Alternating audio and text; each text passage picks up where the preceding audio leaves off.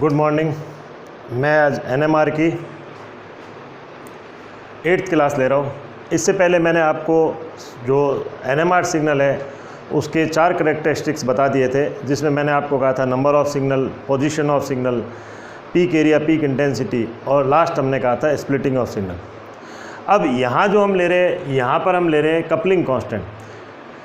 अब coupling constant क्या होता है? कपलिंग कांस्टेंट जिसको हम जे से दर्शाते हैं, और ये दर्शाता है the distance between centre of 2 adjacent peak in multiplet. यानी जो हमको मल्टीप्लेट प्राप्त होता है, यानी जैसे हमने कहा हमें मान लो डबलेट प्राप्त हो रहा है, मान लो हमने कहा हमें ट्रिपलेट प्राप्त हो रहा है, तो जो डबलेट है या ट्रिपलेट है उसमें जो पीक के बीच का डिफरेंस होता है उसी को हम, या पीक के बीच का जो अंतराल होता है उसी को हम क्या बोलते हैं? कपलिंग कांस्टेंट बोलते हैं।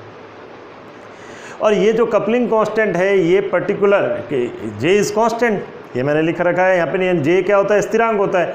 जे is constant for particular environment, यानी एक निश्चित एनवायरनमेंट के लिए तो ये कांस्टेंट है। And does not affected by applied magnetic field, और बाह्य चुंबकीय क्षेत्र से, या जो अप्लाइड आपने चुंबकीय क्षेत्र लगाया है, अप्लाइड चुंबकीय क्षेत्र जो अप्लाइड करा है उससे ये प्रभावित नहीं होते। जैसे हमने कहा कि मान लो हमने कहा ये CH है और ये CH2 है। अब हमें ये पता ही है कि A का जो हमको पीक कितनी प्राप्त होगी, यहाँ पर A की हमको यहाँ 2 पीक प्राप्त होगी, नंबर ऑफ सिग्नल 2 हो गए यहाँ पर। और जो A है उसकी इंटेंसिटी B से ज़्यादा होगी, हमने A की इंटेंसिटी B से ज़्यादा भी बनाई है।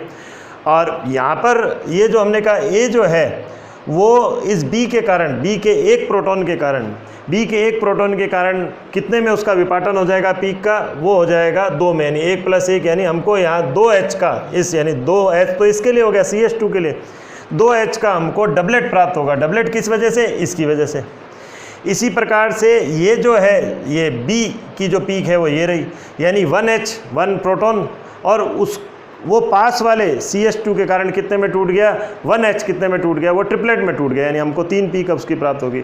और ये जो है ये कांस्टेंट है। आप देखो J का मान जो है वो कांस्टेंट है, ये रहा J, ये J, यानी इनके बीच का जो डिफरेंस है ये वाला J और ये J, ये कांस्टेंट है।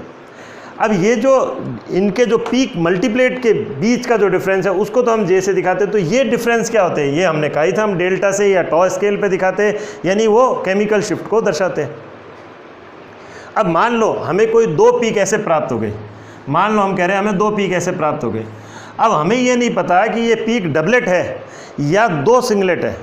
ये कन्फ्यूजन है कि अगर मान लो हमको 2 पीक प्राप्त हो गई, हमें नहीं पता कि ये 2 सिंगलेट है या हम कहते हैं ये हमें डबलेट है। कि भाई अगर 2 सिंगलेट होता है तो यानी ये इसका मान, डेल्टा का मान अलग अलग होता है, और अगर ये मान लो अगर ये एक डबलेट होता है तो इनके बीच का डिफरेंस तो J होता है। अब क्या करें ऐसे में? तो ऐसे में हम क्या करते हैं, यानी कि हम डबलेट और 2 सिंगलेट में अंतर किस तरीके से डिफाइन करते हैं, हम क्या करते हैं? मैग्नेटिक फील्ड में चेंज कर देते हैं। मैंने कहा था J is constant for particular environment and does not affected by applied magnetic field, यानी ये जो मैग्नेटिक फील्ड अप्लाइड करा उससे प्रभावित नहीं होता। तो अगर हमने मैग्नेटिक फील्ड में परिवर्तन करा, यानी एक्सटर्नल मैग्नेटिक फील्ड में परिवर्तन करा, तो ऐसे में अगर मान लो वो एक डबलेट है, केवल एक डबलेट है, और उनके बीच का डिफरेंस क्या हो गया? यानी J हो गया। तो अगर वो पीक इफेक्टेड नहीं होती, कहीं पर भी उसमें चेंज नहीं आता, तो ऐसे में वो क्या हो गया? वो डबलेट ही रहेगा। और अगर मान लो वो 2 सिंगलेट के कारण है ये पीक, तो 2 सिंगलेट के कारण है, तो ऐसी स्थिति में क्या होगा? जैसे ही हम मैग्नेटिक फील्ड में चेंज करेंगे तो ये डिफरेंस बढ़ जाएगा, तो उसको उस स्थिति में J से दर्शाना सही नहीं है। यानी अगर केमिकल शिफ्ट के कारण है तो पीक का डिफरेंस बढ़ जाएगा, या जो भी है घट जाएगा, चेंज हो जाएगा उसमें अप्लाइड मैग्नेटिक फील्ड लगाने पर। लेकिन अगर वो केवल एक डबलेट ही है और डबलेट के बीच का डिफरेंस हमको ऐसे लग रहा है जैसे 2 सिंगलेट हो, तो उसमें कोई भी परिवर्तन नहीं होगा, जबकि हम मैग्नेटिक फील्ड में चेंज करेंगे। अब ये जो कपलिंग कांस्टेंट है J, इसको हम 3 तरीके से, या हम जो ये युग्मन स्थिरांक है इसका 3 तरीके से क्लासिफिकेशन कर सकते हैं। एक हमने कहा जेमिनल कपलिंग यानी जेमिनल युग्मन, विसिनल कपलिंग यानी समीपवर्ती युग्मन, और लॉन्ग रेंज कपलिंग यानी दीर्घपरासी युग्मन। सबसे पहले लिया हमने जेमिनल युग्मन। अगर डिफरेंट एनवायरनमेंट के प्रोटॉन एक ही कार्बन को शेयर कर रहे हैं, यानी ये डिफरेंट एनवायरनमेंट के हो गए, H1 और H2 एक ही कार्बन को शेयर कर रहे हैं, तो ये कौन से होंगे? ये दोनों एक दूसरे के जेमिनल प्रोटॉन होंगे। ऐसी स्थिति में इनकी पीक भी डिफरेंट होगी और उस स्थिति में J का मान जो होगा वो इस प्रकार से हम दिखा रहे हैं। यहाँ हमने दिखाया J सिस का मतलब हो गया H1 और H3 के बीच के प्रोटॉन के बीच में, क्योंकि ये तीनों अलग अलग तरह के प्रोटॉन है। ये किस तरह से अलग है? इस H के इधर PH है, यानी क्या हो गया? फिनाइल ग्रुप है, इस H के इधर H है, तो ये दो अलग अलग हो गए और ये खुद S तो अलग है ही। तो H1 और H3 क्या हो गए? एक दूसरे के सिस पोजीशन पर हो गए, तो 10.6 CPS पर आई। CPS का मतलब होता है साइकिल पर सेकंड या हर्ट्ज में। इसी प्रकार से ये J का मान ट्रांस वाले में, यानी H2 और H3 के लिए ये रहा, H2 और H3 के लिए इतना, और जैम के लिए यानी H1 और H2 के लिए ये रहा। तो ये वाला जो होता है ये जेमिनल युग्मन, और J का मान इस क्रम में होता है, J trans greater than J cis greater than J gem. अब इसमें आता है विसिनल कपलिंग। विसिनल कपलिंग का मतलब समीपवर्ती प्रोटॉन के बीच में, ये समीपवर्ती प्रोटॉन हो गए, यानी दो प्रोटॉन के बीच में 3 बॉन्ड अगर उपस्थित है तो अब यहाँ पर भी हमने इसी तरीके से लिया, एक एग्जाम्पल लिया ये। तो यहाँ पर हमने कहा J विसिनल 2 तरह के हो गए यहाँ पर। एक तो हो गया H1 और H2, क्योंकि ये पीछे वाले कार्बन पर है और ये आगे वाले पर, और H1 और H2, और ये हो गए गॉश मतलब ये गॉश पोजीशन पर हो गए, तो यहाँ पर आए इतने CPS पर। और J विसिनल ये दूसरा हमने लिया H1 और H3, ये रहा H1 और ये रहा H3, ये एक दूसरे के एंटी पोजीशन पर है, तो इसका अलग तरीके से आएगा। और ऐसी J जैम का मतलब एक ही पर 2 हो गए, तो H2 और H3 ये रहे इस तरह से। अब लास्ट लेते हैं हम दीर्घपरासी या लॉन्ग रेंज कपलिंग।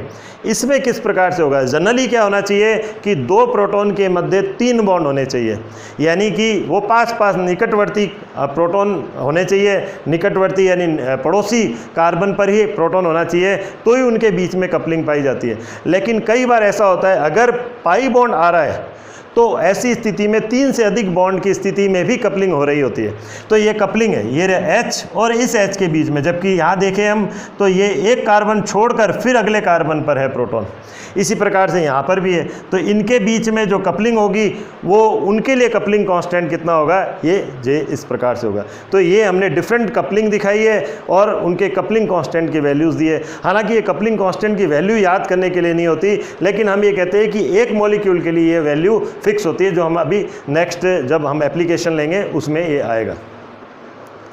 ये तो हुआ हमने कहा कपलिंग कांस्टेंट। अब पिछली बार हमने एक एग्जाम्पल लिया था C4H9Br का, ये रहा C4H9Br। इसमें हमको 3 पीक मिल रही है, 3 पीक हमको दी है, 2H का डबलेट, 6H का डबलेट और एक 1H का मल्टीप्लेट। अब हमारे पास 4 तरह की संभावनाएं हैं। या तो वो मॉलिक्यूल होगा इस तरीके से CH3 CH2 CH2Br।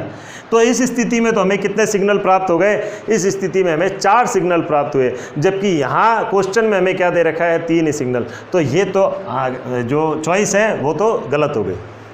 अब दूसरा एग्जाम्पल लेते हैं CH3 CHBr CH2 और CH3। यहाँ पर हमको भी 4 सिग्नल प्राप्त होंगे, एक इसका, एक इसका, एक इसका, एक इसका, ये भी चॉइस गलत हो गई। तीसरा एक हमने लिया CH3 और यहाँ पर हमने लिया तीनों, ये जो यहाँ पर 3 मेथाइल ग्रुप है और तीनों जो यहाँ पर एक तरह से 9 प्रोटॉन जो है वो इक्वलेंट है, तो वो एक ही सिग्नल देंगे, जबकि यहाँ हमको 3 सिग्नल प्राप्त होते हैं। लास्ट हमारे पास चॉइस दी हुई है इस तरह से CH3 CH CH2Br। अब ये 3, ये और ये 6H प्रोटॉन है, ये क्लियर, ये इक्वलेंट है, तो 6H की बात ही हमने यहाँ करी है। और चूंकि इसके पास में एक प्रोटॉन है तो हमको उसका क्या मिल गया? डबलेट मिल गया। दूसरा हमने कहा ये वाला 2H है, 2H, और 2H का हमको इस CH की वजह से वो क्या प्राप्त हो गया? डबलेट प्राप्त हो गया। 2H का भी हमको यहाँ मिला है डबलेट, और वो डाउनफील्ड पर है क्योंकि वो ब्रोमीन से डायरेक्ट जुड़ा हुआ है, तो ये भी हमें मिल गया। अब आता है 1H का। 1H में अब इधर 6 है प्रोटॉन और इधर की तरफ 2 प्रोटॉन है, तो हम किसको देखेंगे? तो हम ऐसी स्थिति में लिखते हैं n+1 n-+1, यानी हम कहेंगे 6 + 1 इंटू 2 + 1, तो यानी हमें 1H का हमको क्या प्राप्त होगा, इन 6 और इन 2H प्रोटॉन के कारण या 2H के कारण मल्टीप्लेट प्राप्त होगा, तो ये 1H का मल्टीप्लेट होगा। इसका मतलब ये आंसर जो होगा वो करेक्ट आंसर होगा। तो आज हम इतना ही लेते हैं और नेक्स्ट क्लासेस में हम इसके एग्जाम्पल लेंगे और जो स्पेसिफिक एग्जाम्पल आपके कोर्स के अंदर है और कुछ एक्स्ट्रा एग्जाम्पल जो कंबाइंड एप्लीकेशन UV, IR और NMR के हैं। Thank you.